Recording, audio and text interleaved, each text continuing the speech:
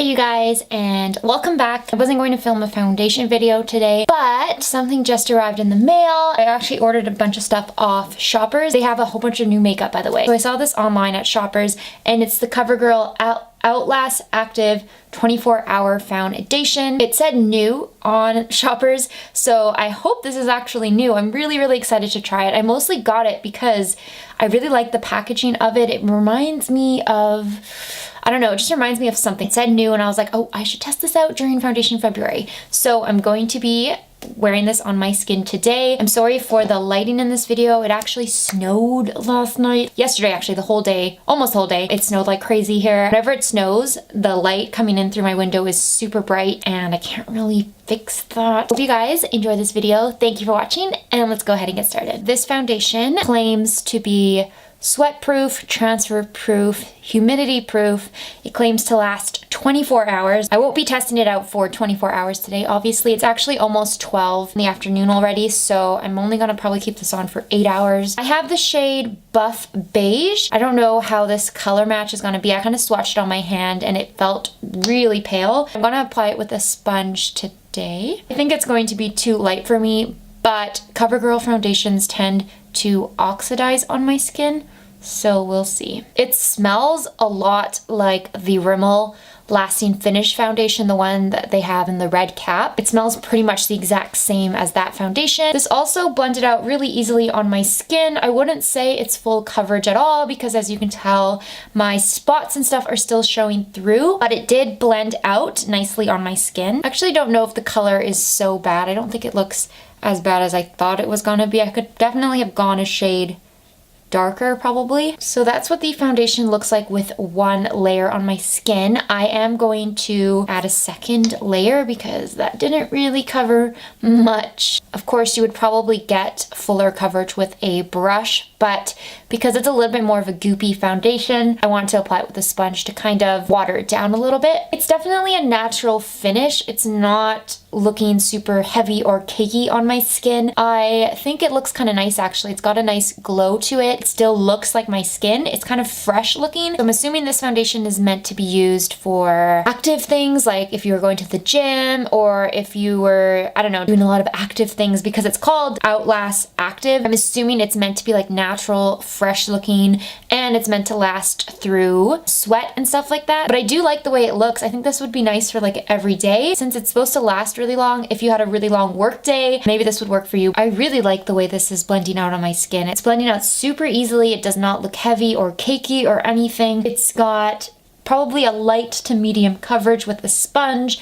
It looks super natural. It's got this nice, fresh, dewy look to it. I am going to do a second layer on the left side of my face. I have a normal to combination skin type. I don't get especially oily throughout the day, mostly in the center of my face, like my T-zone area. So we'll see how this holds up on my skin type. I also do have some dry patches that are especially prominent in the wintertime when the air is just colder and drier. I don't think this foundation emphasizes any of those dry patches at all. It's not clinging to them. I don't think it's emphasizing texture either. I think it's actually made my skin look pretty smooth and flawless, besides the fact that it didn't have like the best coverage. You guys know I don't really like things that are super full coverage. I prefer very natural foundations that kind of still show my skin. So I am going to apply the rest of my makeup, then I will check back in with you guys, give you the final look, and then wrap up the first part of this video. Okay, I am back. I just finished applying the rest of my makeup. It's 12:15 right now, but basically by the time I had finished my foundation portion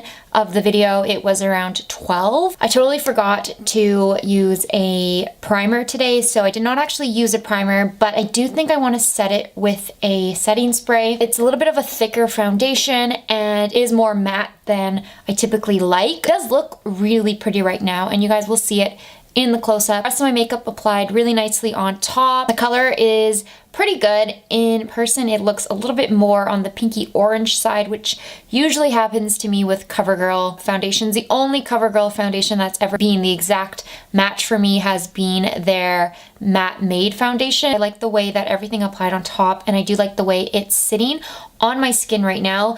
My only comment would be that it kind of is settling into the lines around my mouth. Like, not too bad, but it is settling a little bit on my smile lines. I'm gonna spritz my face with the MAC Prep and Prime Fix Plus spray. I like barely use this, but I'm kind of like out of sprays right now, and this is like the only one I have. So I'm going to use it. And this MAC Fix Plus is more of a fixing spray, so it shouldn't affect the wear time of the foundation.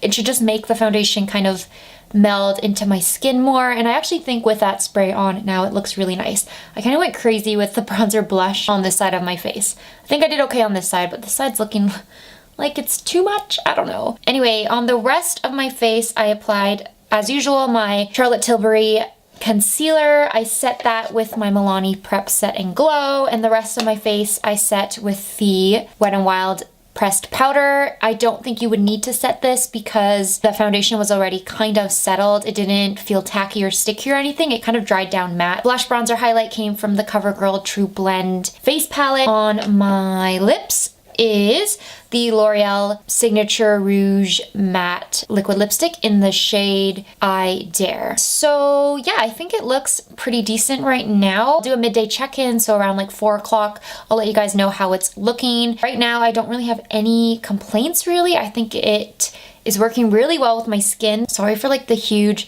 bags under my eyes right now. I feel like I have not gotten a ton of sleep. Those bags are looking crazy. I don't have a super busy day today. I am mostly going to be cleaning around my apartment. I feel like every time I film wear tests, I'm like cleaning or doing laundry or something. Anyways, I will see you guys later. Thank you for watching, and yeah, I'm just gonna go now. Hey guys, so it's currently 3:50 in the afternoon. This foundation has been on for almost 4 hours. I'm feeling really good about this foundation. Of course, I haven't had a super active day, but I still feel like this foundation is looking almost as good as it did when I first applied it. It looks smooth and flawless still. Coverage is still there. It hasn't gotten oily or greasy or anything. I don't know, I'm really liking it. I don't know, what do you guys think? Also, it is snowing. It started snowing, so I'm gonna just show you really quickly what it looks like outside. Okay, it actually kind of stopped snowing. It's like semi-snowing out there right now, but it's starting to pick up. We're expecting like 15 centimeters tonight. Blech. Anyway, I will see you guys at the end of the night. Bye. Hey you guys, I am back and it is 7:05 in the evening right now. So this foundation has been on for 7 hours. I am actually very impressed by this foundation. I think this looks pretty good. I know it's only been 7 hours and this is like the shortest wear test I think I've done this series. I feel like it's showing up quite shiny on camera, but it's not actually super greasy in person. I'll give you guys a close-up shot so you can see what it looks like. I feel like the foundation hasn't gotten cakey on me at all. It hasn't broken down or separated on my skin. It does look shinier than it did obviously when I first applied it, but I don't think it's that bad. Like, I don't mind the shine that's coming from this foundation right now. I still think it looks good despite that. The one thing I will say is that it's settling into my smile line slightly, like it's creasing a little bit. Other than that, I think this looks really nice. I actually really like this one. I also changed my lip color because the other one like completely rubbed off. Looking in the mirror and in the viewfinder, I'm pretty happy with it. I mean, I know that this type of shine can be hard for some people. Like, some people won't like this type of shine, especially